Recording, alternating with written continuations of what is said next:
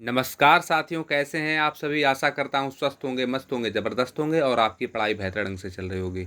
हम लोग आज एक नए टॉपिक के साथ डिस्कस करेंगे और आज का नया टॉपिक है गुणनखंड। जैसे गुणनखंड की संख्या के किसी संख्या के कितने गुणनखंड हैं और गुणनखंडों का योग, गुणनखंडों का सम गुणनखंड, विषम गुणनखंड, गुणनखंड, अभाज्य गुणनखंड। आज हम सब लोग इस चैप्टर के जो टॉपिक है उसके कंटेंट पे बात करेंगे और एकदम एकदम जैसे बहुत ही सरल भाषा में इसको समझेंगे। इसका कॉन्सेप्ट हम लोगों को मतलब ध्यान में रखना है, सिर्फ कॉन्सेप्ट क्या है। और अगर हमने कॉन्सेप्ट को ध्यान में रख लिया तो फिर कितना भी बड़ा सवाल होगा वो आराम से लग जाएगा। और ये बहुत ही इम्पोर्टेंट चैप्टर है। ये रेलवे, खास तौर पे रेलवे, और रेलवे के अलावा अभी हाल ही में जब लेखपाल का पेपर हुआ था तो उसमें भी, लेखपाल के पेपर में भी एक क्वेश्चन इसके ऊपर आया था। आइए हम लोग देखते हैं हम लोग किस पे बात करते हैं। जैसे कि कोई संख्या मान लो यहाँ पे 15 दे दी गई। अब ये पूछा जाए कि मतलब आप एक बात ध्यान रखना, गुणनखंड और गुणज ये दोनों अलग अलग होते हैं। एक होता है गुणनखंड, एक होता है गुणज। गुणज, ठीक है, ये दोनों चीज़ें अलग अलग होती हैं। जैसे 15 के गुणज, 15 के अगर गुणज की बात की जाएगी तो 15 के गुणज हो जाएंगे जैसे कि 30, ठीक है, 45, 60, ये तो हो गए गुणज। और 15 के गुणनखंड की बात की जाएगी तो 15 का गुणनखंड होगा 1, ठीक है, 3, 5 और ये 15। यानी कि जो 15 है वो गुणनखंड है किस किस का, 1 का है, 3 का है, 5 का है और 15 का है। और अगर गुणज कहा जाएगा तो 15 के गुणज तो अनंत होंगे। अनंत का मतलब ये, अगर आप बढ़ाते चले जाओगे, देखो यहाँ पे अनंत हो जाएंगे। तो क्या है कि हम किसी भी संख्या के गुणनखंड को तो ज्ञात कर सकते हैं, लेकिन जो गुणज होते हैं उनको हम ज्ञात नहीं कर सकते हैं, क्योंकि गुणज तो अनंत होते हैं, ठीक है। तो यहाँ पे अगर आपको संख्या दी गई थी 15, अब आपसे पूछा जाए कि 15 के गुणनखंडों की संख्या ज्ञात करो, तो कितने हो जाएंगे गुणनखंड 15 के। जैसे 1, 3, 5 और 15, यही तो चार संख्याएं हैं जिनसे जिनका भाग 15 में जाएगा। यानी इन संख्याओं के भाग पहाड़े में 15 आता है, इसका मतलब यही तो है। इसके अलावा कोई संख्या तो है नहीं जिसका मतलब जिसका भाग 15 में चला जाए। तो आप लोग ऐसे समझ सकते हैं कि ऐसी मतलब संख्याएं जिनका भाग 15 में चला जाए। तो ऐसी कितनी संख्याएं हैं जिनका भाग 15 में चला जाएगा, तो आप कहेंगे 4, ठीक है। अब मान लो यहाँ पे संख्या छोटी थी 15, तो आपने कर लिया। अगर कहीं संख्या बड़ी होती, मान लो अगर कोई संख्या ऐसे बड़ी होती, कह देता कि 188 के गुणनखंडों की संख्या ज्ञात कीजिए, तो हम लोग ऐसे करके निकाल पाते। अगर निकाल पाते ऐसे करके तो समय बहुत ज़्यादा खर्च हो जाता, यानी कि हम लोग ऐसे नहीं कर सकते थे इसको।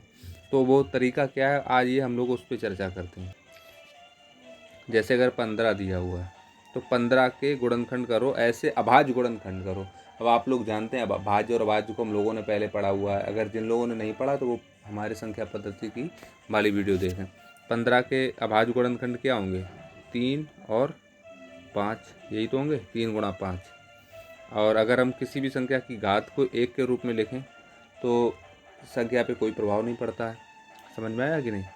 तो यहाँ पे 3 गुणा 5 था, ठीक है। तो जो भी घात होती है, जब हमें गुणनखंडों की संख्या ज्ञात करनी होती तो हम घात में उसकी 1 जोड़ देते हैं।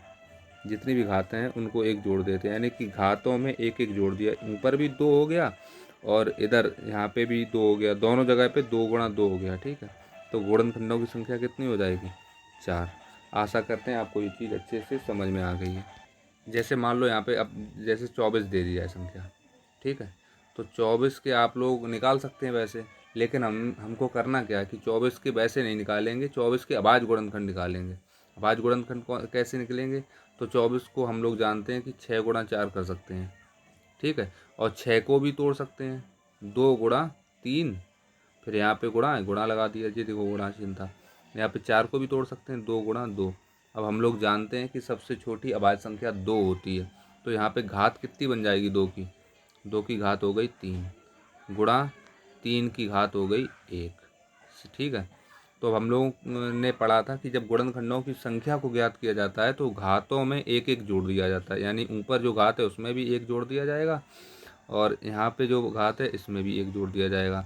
और जो जोड़ के आएगा यहाँ पे, जैसे हमने जोड़ा 3 और 1 4 आ गया, यहाँ पे जोड़ा तो कितना आ गया, यहाँ पे जब हमने जोड़ा तो आ गया आपका 2, तो 4 गुणा 2 यानी कि 8 हो जाएगा। यानी अगर आपसे पूछा जाएगा कि 24 के गुणनखंडों की संख्या ज्ञात करो, तो आप लोग बता देंगे कि 24 के गुणनखंडों की संख्या 8 है। आप अब इस कॉन्सेप्ट को बहुत आसानी से समझ चुके हैं। अगर आप कोई भी बड़ी संख्या देख लो, जैसे कि यहाँ पे दे दिया जाए कि 550 के गुणनखंडों की संख्या ज्ञात करो, तो बस आप निकाल लोगे 550। 550 में क्या कर सकते हैं, 55 गुणा 10 कर सकते हैं इसको, 55 गुणा 10। देखो जहाँ पे एक जीरो आ जाए तो गुणा 10 का कर देना, 2 जीरो आ जाए तो गुणा 100 का कर देना, ऐसे। अब हम 55 के भी गुणनखंड निकाल सकते हैं। क्या होते हैं 55 के अभाज्य गुणनखंड, यानी 11 गुणा 5, ठीक है, गुणा 2 गुणा 5। भाई 10 के भी तो अभाज्य गुणनखंड हमें वहाँ तक निकालना जहाँ पे हमें अभाज्य गुणनखंड मिल जाए। अब हम इसको अगर देखेंगे तो हम ऐसे लिख सकते हैं, देखो यहाँ पे 5 का स्क्वायर हो जाएगा, यानी कि ये हो गया 11 गुणे 5 का स्क्वायर गुणा 2। यानी कि किसी भी संख्या के ऊपर जब घात नहीं होती तो उसके ऊपर एक की घात तो चढ़ी होती है, ठीक है। अब हमें क्या करना है, प्रत्येक की घात में एक एक को जोड़ देना है। यहाँ पे भी एक जोड़ना है, यहाँ पे भी एक जोड़ना है, यहाँ पे भी एक जोड़ना है। तो जब हम तीनों यहाँ पे एक एक जोड़ेंगे तो कितना हो जाएगा, 2 गुणा 3 गुणा 2। यानी कि अब इनका गुणा करो, 2 3 6, 6 दूनी 12, यानी 550 के गुणनखंड कितने हो जाएंगे, 12। आशा करते हैं आपको अच्छे से ये चीज़ समझ में आ गई। कुल गुणनखंडों की संख्या कितनी हो जाएगी इसकी, 550 की, तो 12 हो जाएगी। आज का अंतिम सवाल एक बार देख लेते हैं। जैसे अब आपसे कह दिया जाए कि बताइए 1024, 24 दे दी संख्या, ठीक है, 1024 के गुणनखंडों की संख्या ज्ञात करो। ये एग्ज़ाम में ऐसा सवाल आया तो कैसे करेंगे। तो 1024 है। अब आप लोग इसको कैसे तोड़ सकते हैं, हमको अगर हम लोगों ने शुरुआत में ही बोला था कि अगर आप कंपटीशन एग्ज़ाम में बैठते हैं तो आपको कम से कम 40 तक के स्क्वायर याद होने चाहिए। तो ये 32 का स्क्वायर है, ये 32 का स्क्वायर, ठीक है। और जो 32 होता है, 32 को अगर हम अभाज्य संख्या के रूप में लिखेंगे तो हम इसको ऐसे लिख सकते हैं, 2 की घात 5। 32 जो होता है वो 2 की घात 5 होता है, और उसके ऊपर लगा हुआ है ये स्क्वायर।